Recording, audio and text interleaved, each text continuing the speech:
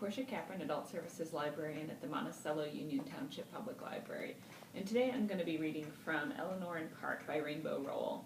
Now this might not have been on any of the big banned books list, but I'm reading it today because it is currently under challenge by the Parents Action League at the Hennepin Independent School District up in Minnesota, and so I wanted to show my support for Rainbow.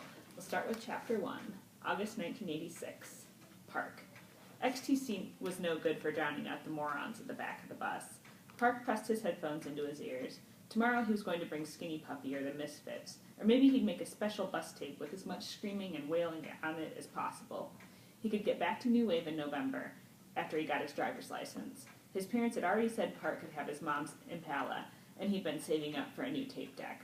Once he started driving to school, he could listen to whatever he wanted, or nothing at all, and he'd get to sleep in an extra 20 minutes. That doesn't exist, somebody shouted behind him. It so fucking does, Steve shouted back. Drunken monkey style, man, it's a real fucking thing. You can kill somebody with it. You're full of shit. You're full of shit, Steve said. Park.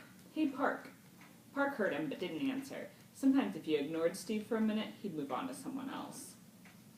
Park, Steve said. Tell Mikey about drunken monkey karate. I don't know anything about it, Park shrugged. But it exists, right? I guess I've heard of it. There, Steve said. I fucking told you. What the fuck does Sheridan know about Kung Fu, Mikey said. Are you retarded? Steve said. His mom's Chinese. She's not Chinese, Tina said. She's Korean. Who is? Steve asked. Park's mom. Park's mom had been cutting Tina's hair since grade school. They both had the exact same hairstyle, long spiral perms with tall feathered bangs. She's fucking hot is what she is, Steve said, cracking himself up. No offense, Park. Park managed another smile and slunk back into his seat, putting his headphones back on and cranking up the volume. He could still hear Steve and Mikey 4 seats behind him. But what's the fucking point, Mikey asked. Dude, would you want to fight a drunk monkey? They're fucking huge. Park noticed the new girl at about the same time everybody else did. She was standing at the front of the bus, next to the first available seat. There was a kid sitting there by himself, a freshman. He put his bag down on the seat beside him, then looked the other way. All down the aisle, anybody who was sitting alone moved to the edge of their seats. The new girl took a deep breath and stepped farther down the aisle. Nobody would look at her. Park tried not to, but it was kind of a train wreck eclipse situation.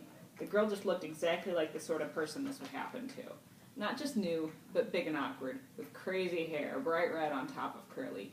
And she was dressed like she wanted people to look at her. Or maybe like she didn't get what a mess she was. She had on a plaid shirt, a man's shirt, with a half a dozen weird necklaces hanging around her neck and scarves wrapped around her wrists. The bus stopped again and a bunch more kids got on. They pushed past the girl, knocking into her, and dropped into their own seats. That was the thing. Everybody on the bus already had a seat. They'd all claimed one on the first day of school. People like Park, who were lucky enough to have a whole seat to themselves, weren't going to give that up now, especially not for someone like this.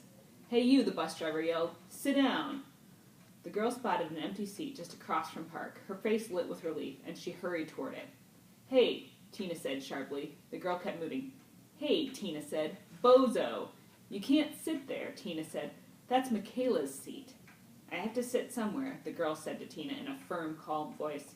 Not my problem, Tina snapped. The bus lurched, and the girl rocked back to keep from falling. Park tried to turn the volume up on his Walkman, but it was already all the way up. He looked back at the girl. It looked like she was starting to cry.